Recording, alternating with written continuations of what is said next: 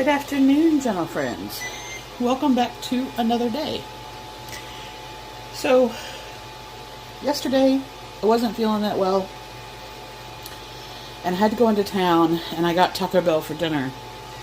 But I also, Subway was doing a special and I got a sub just in case I wasn't feeling much better today. And I'm okay, but not great. So, for lunch, I'm going to have 6 inches of this sub, and then I had half of what was left from the watermelon crunch salad yesterday, except for the greens, because it's a romaine lettuce blend, which I don't normally buy, and it was starting to get a little on the soggy side, because I'd bought it on special.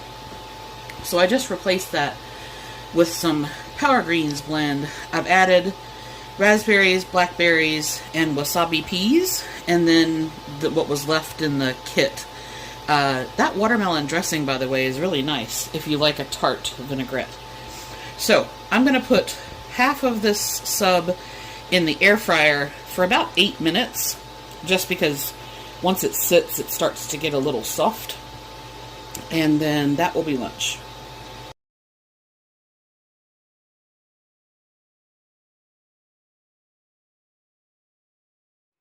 So I noticed when I was putting my raspberries on my salad that they were getting a little soft. And so I think I'm going to try a frozen yogurt. You know, you freeze your fruit. And then months and months ago, I had bought one of those little, like the Yo Nanas, but it's an off-brand one, little frozen fruit sorbet maker on Amazon, and hadn't used it. So I'm going to put these in the freezer. This is just a small banana, the rest of the raspberries, and I had a couple of blackberries left. And I've put, there's about 2 teaspoons of cane sugar, most of which landed in the tray. So I'm going to put this in the freezer, and then later tonight we'll see how this goes. All right, so this is my NutriChef. It's a sorbet, frozen dessert maker, basically. It is very similar to the Yo Nanas, what they call their ice cream maker. And there's only 3 parts to it. You have a base, you have the little feeding chute, and then you have a little plunger, and that's it. And basically you just put your frozen fruit. Now the instructions say to let it thaw for 5 to 7 minutes before you put it in there. And when I was reading the reviews, people were like, it's not that strong. The 2 most common complaints were that it wasn't strong, but I think, in all honesty, people didn't read it and didn't thaw the fruit. That's my guess anyway. And that it's noisy. And I turned it on without anything in it. And it is quite loud. Like, hang on, I don't think I can do it one-handed. Okay, so it's fairly loud. I will actually turn the volume off while it's doing its thing so you guys don't have to listen to that. Okay, but anyway, so that's what I have. Raspberries, 1 small banana, and a couple of blackberries. And let's see. I'm trying to do this without my hands getting sticky, but we'll see what happens. Put a banana in there. All right. Okay, so I'm going to turn the sound off.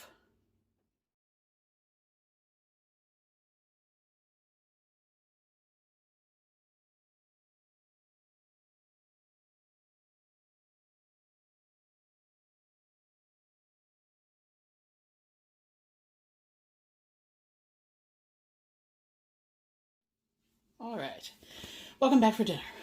So, I think I'm going to have an early night tonight, so I'm going to go ahead and cook dinner a little early. Just sort of an update on the other stuff today. The sub, I think